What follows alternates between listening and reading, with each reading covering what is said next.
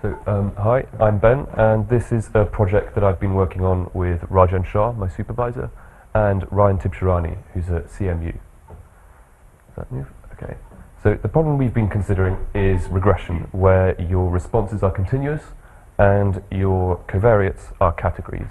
So for variable j, observation I would be assigned to exactly one of categories 1 through to Cj.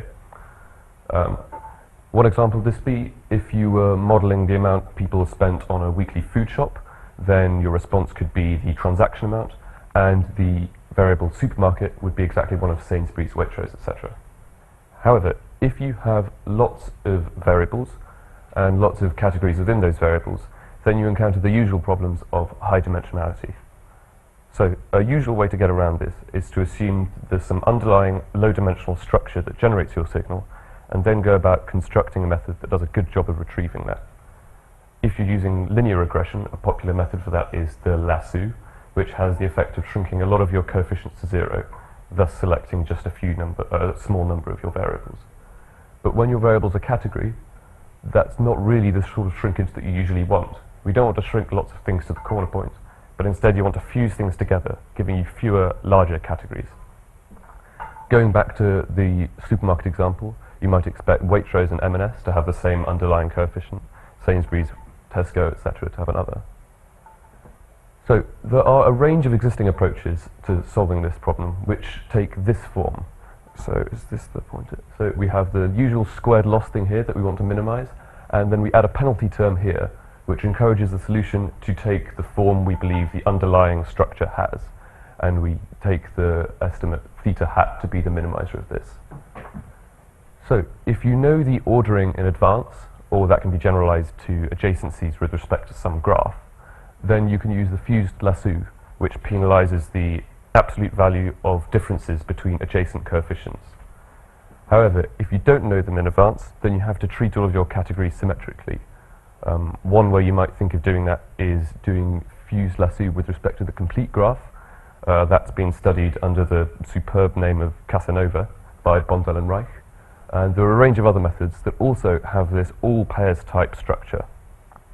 So we can look at how these behave. So if you had C categories, but only 2 true levels, then if your levels are of roughly equal size, then you'll have approximately order C squared penalty contributions at the solution. And if they're of highly unequal size, then you'll end up with order C terms in your penalty.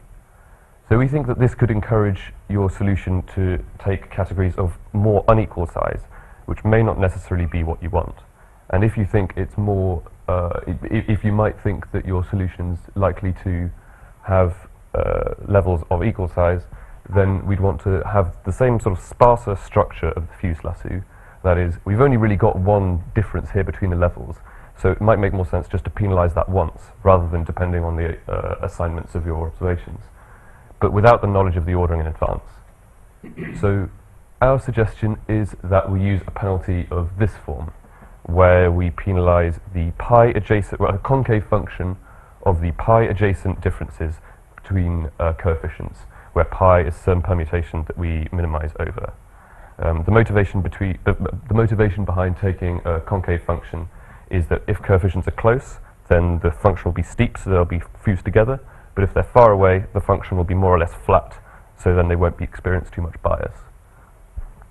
So this looks like it's going to be really bad to compute, because not only are we doing non-convex optimization, which is already hard, but we also want to minimize over permutations. But fortunately, the permutations are never really coming into it, because they're more sort of written as just a notational convenience. Because provided that rho has these certain properties, like it's concave, increasing, and symmetric, which are the usual conditions that concave type penalty functions satisfy, we have that the optimal ordering pi hat you can read off immediately as just the ordering of your observations, and in fact the estimates that you get theta hat will also satisfy that same ordering. So I'm not going to go into too much detail about the results that we have. For more details you can see the poster, but quickly we have a dynamic programming algorithm that computes the global optimum on the univariate problem, which is equivalent to the update step in block coordinate descent. I'm currently coding up an R package for that will be released hopefully soon. And then in terms of statistical results, you have a univariate result with minimal assumptions that gives you explicit L-infinity error bounds, which we can then use to give stronger conditions and an explicit lower bound for the probability of recovering the oracle least squares estimate. That is, if I told you in advance what the true underlying low-dimensional structure was, and then you performed least squares on that, that's the solution that this method can obtain. Thank you.